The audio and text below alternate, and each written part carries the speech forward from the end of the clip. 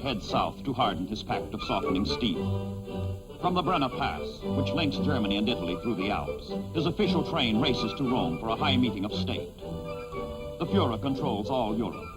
But after 4 years of war, his Axis partner, Italy, has sunk to the status of a satellite.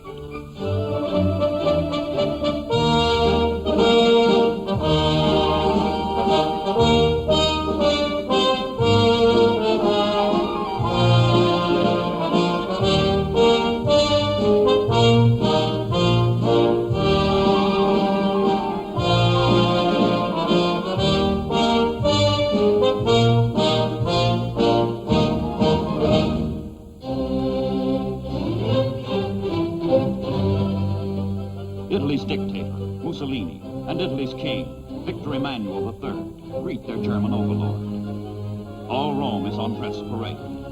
But behind the props of the black-shirted fascists, it is the brown-shirted Nazis who call the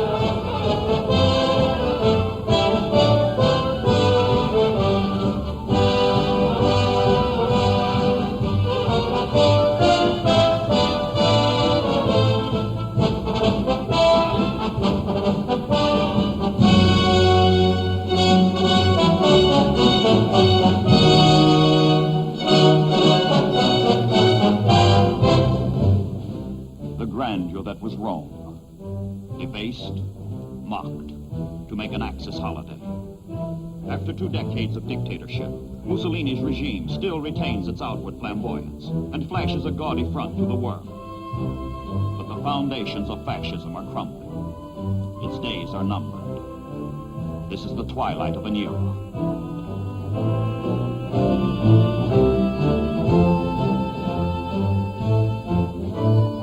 Across the blue waters of the Mediterranean, on the hot sands of newly won North Africa, Allied commanders dream, plan, perfect the design which will bring the Axis to its knees and bring Allied soldiers to the continent of Europe.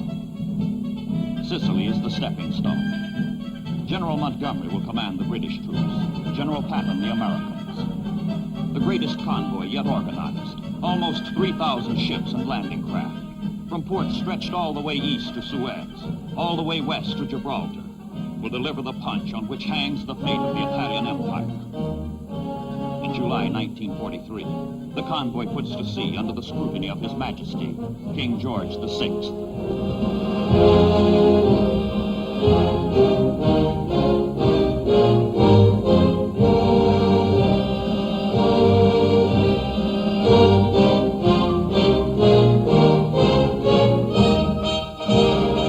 160,000 Allied soldiers move toward Sicily. No enemy action challenges the passage of the ships, but another and more awful hazard intervenes. In the path of the smooth-sailing convoy, a storm is making up.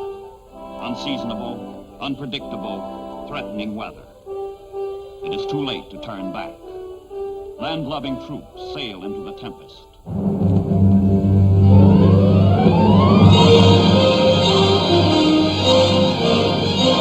1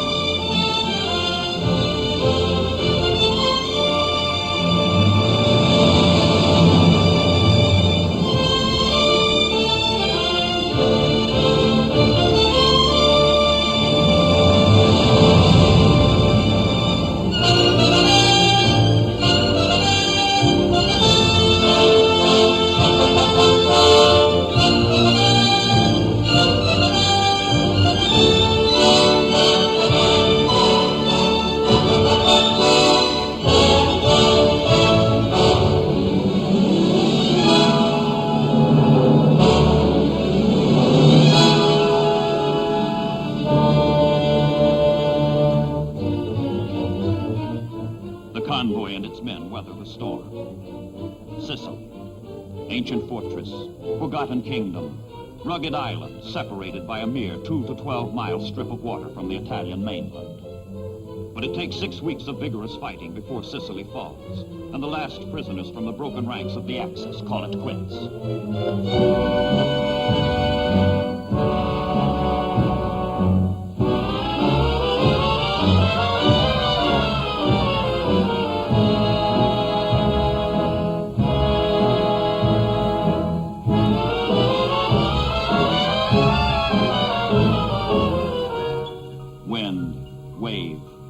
Ignore man's war. Again, nature lashes the Allied sailors, this time carrying Axis prisoners back to North Africa.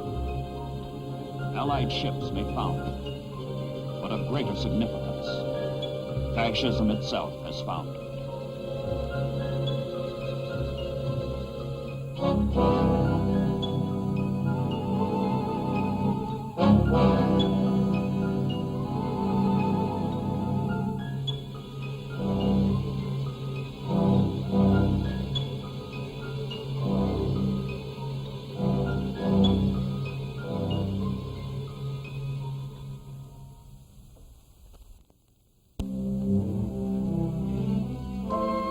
From Genoa, from Spezia, the Italian fleet sails to its demise, sails to the island of Malta, to surrender. The long, cruel naval battle for the Mediterranean is over.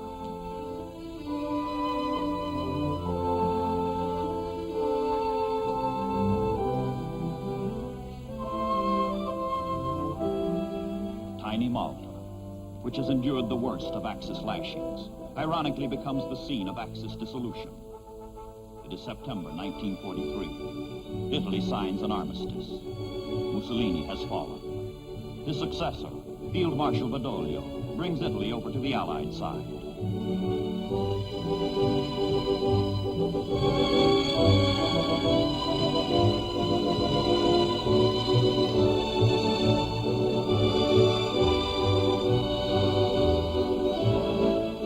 But if the Axis is broken, the dominant half remains intact. The Germans turn Italy into an occupied country. Mussolini and his fascists are now the slaves of Hitler and his Nazis. From France and from the Balkans, the Germans send fresh troops into their new province of Italy. Their high command has calculated correctly. The next Allied blow will fall in the Gulf of Salerno, 185 miles northeast of Sicily, on the Italian coast. The attack comes, and the Germans are waiting.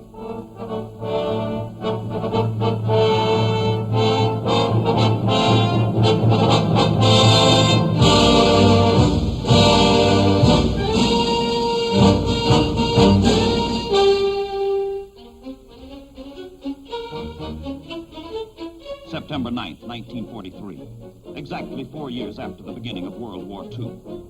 The United States Fifth Army and the British 10th Corps hit the Italian mainland, knocked the first hole into the fortress of Europe. Salerno is only 40 miles south of Naples, the greatest port in southern Europe. That is what the Allies are after. But first they must slug it out with the Germans. The Gulf of Salerno becomes the Gulf of Despair.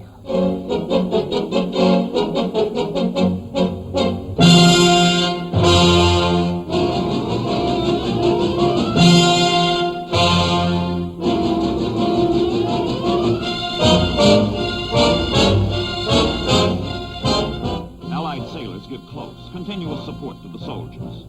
The invasion becomes a duel of cannon. Guns afloat against guns ashore.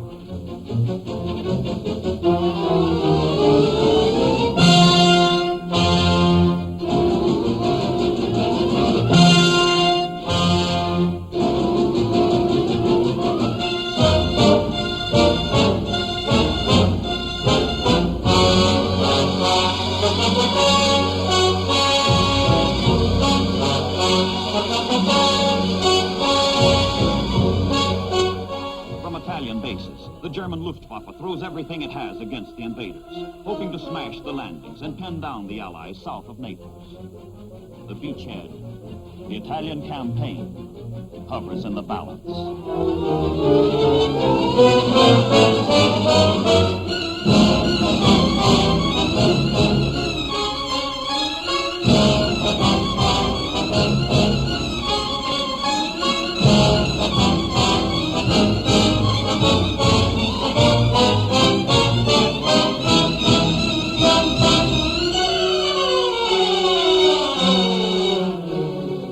airways, German propaganda blankets the world with the news that the invaders are being thrown into the sea.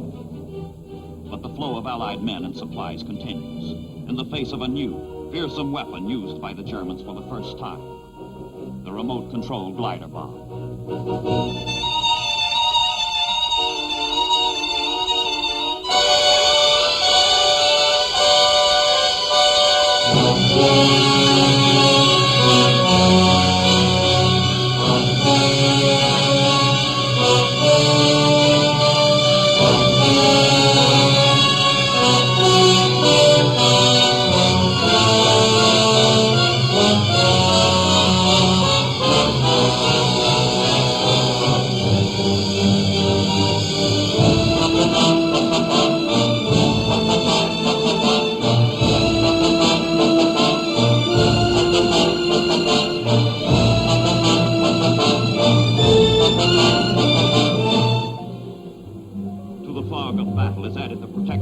Destroyers' smoke screens. Survival on the beachhead rests on survival of the ships that support it.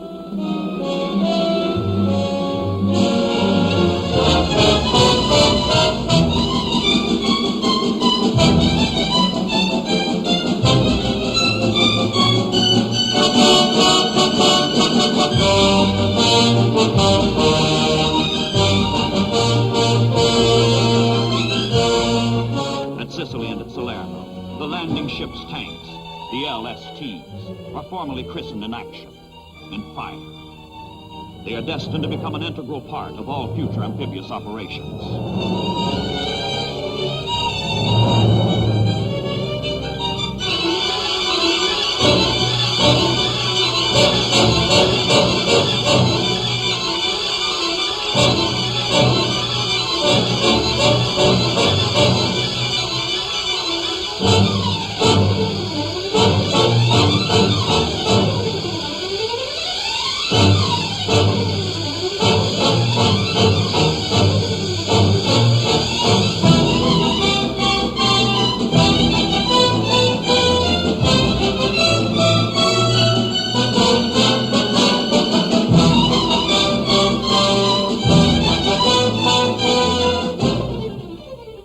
Germans launched their crucial counterattack, delivered with all the skill and fury that have made Hitler's legions the terror of Europe. The Allies are almost split in two, almost driven off the beaches. Almost.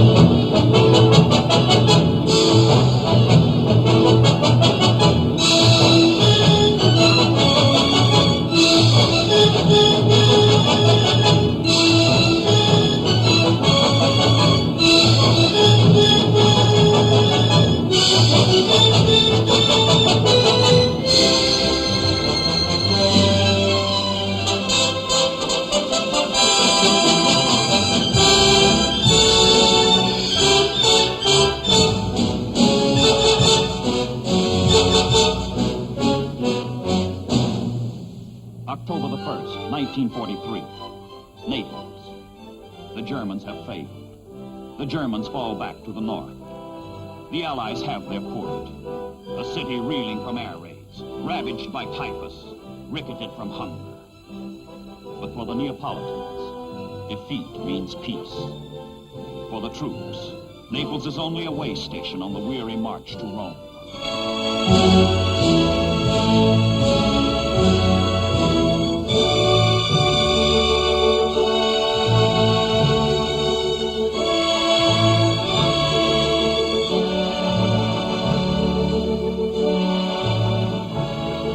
Vedi Napoli e poi muori. See Naples and die. It is an old saying, but war has given it a new and bitter meaning. Thousands have died for the harbor of Naples, and the Germans have systematically, ruthlessly, thoroughly ruined it, sinking every ship, blocking every channel. But such as it is, the Allies have it.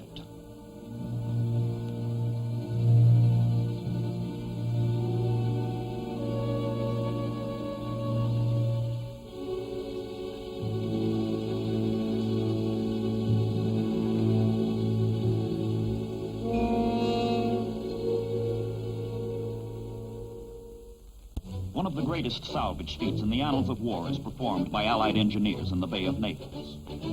Within a fortnight, the harbor is operating. Within a month, 50 hulks are raised and the port is clear. Clear to receive the avalanche of supplies needed to sustain and broaden the Italian campaign. Naples is the reward for the ordeal of Salerno.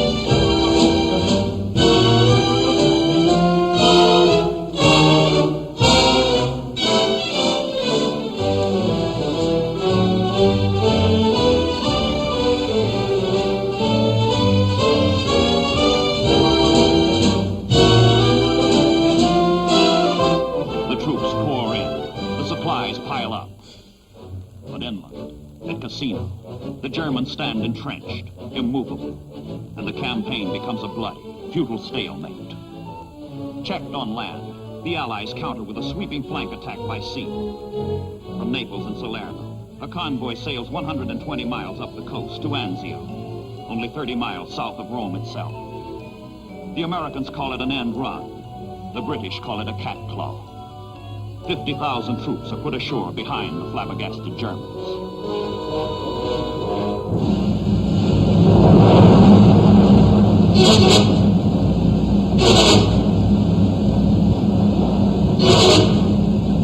January 22nd, 1944. The initial landings are unopposed, but Allied success is checked by Allied error.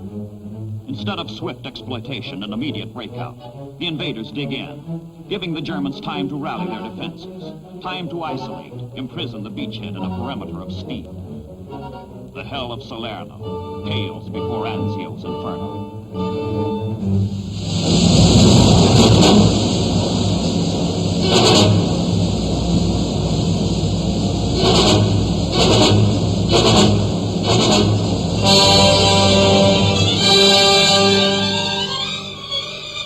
From captured bases at Foggia, Allied airmen fly to the rescue of their frantic comrades at sea and on land.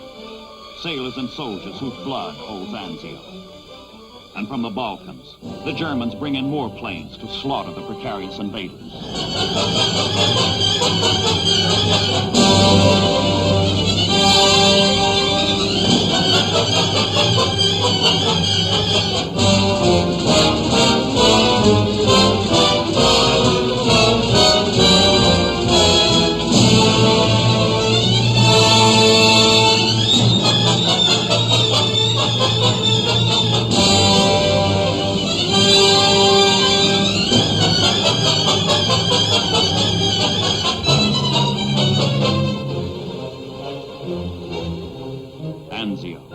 Intended as a swift, decisive stroke to open the road to Rome. Anzio.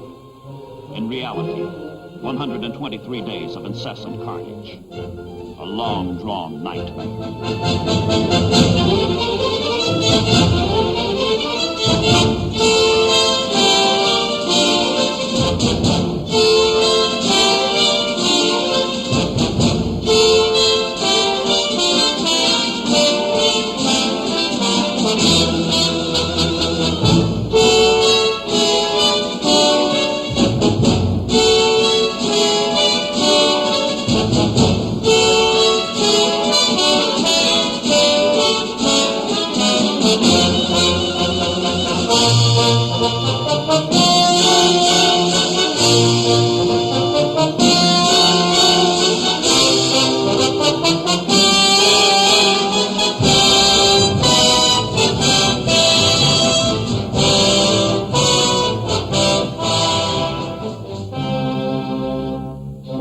It was January when the Allies landed at Anzio.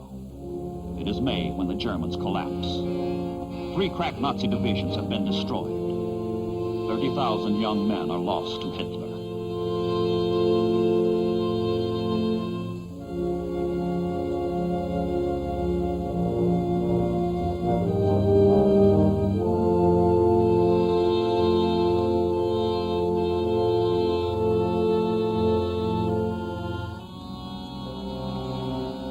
In from the coast and up from the south, the Allied armies stream together, forming a swelling, flowing tide whose billows are lashed by victory. The march begins. The march to Rome.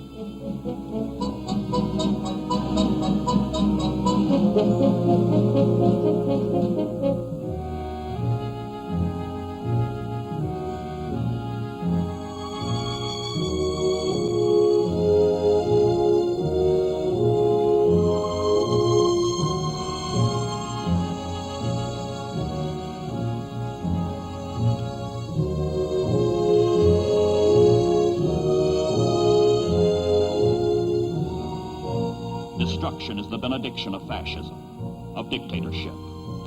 In Italy, Hitler has been compelled to squander and disperse his forces, weakening his Russian front, sapping the strength needed to oppose impending Allied landings in France. The price paid by the Allies on the Italian front today will be refunded in France and Russia tomorrow. And Mussolini?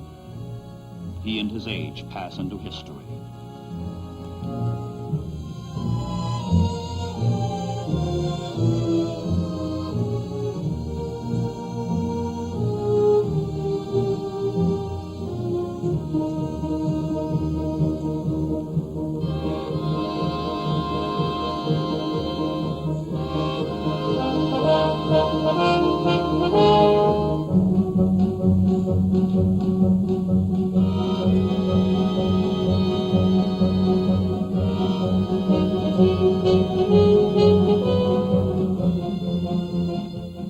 Northward flee the Germans, northward to turn and fight again. But Rome is free, free again.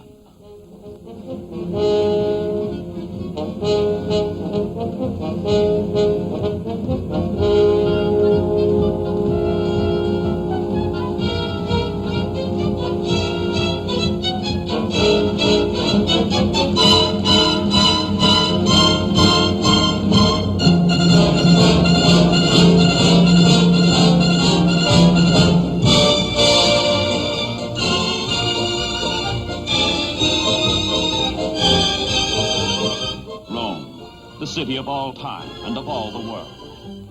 And all the world, it seems, comes marching into Rome on this 4th day of June in the year 1944. The Americans come and the British come. So do the Canadians and Greeks, the Indians and Irish, the South Africans and French, the Moroccans, the Poles, Brazilians, Dutch, and the Italians too. An army speaking 40 different languages, all with the same meaning. Roman Renaissance. The rebirth of a city, the rebirth of a nation, the rebirth of freedom for the humble, the oppressed.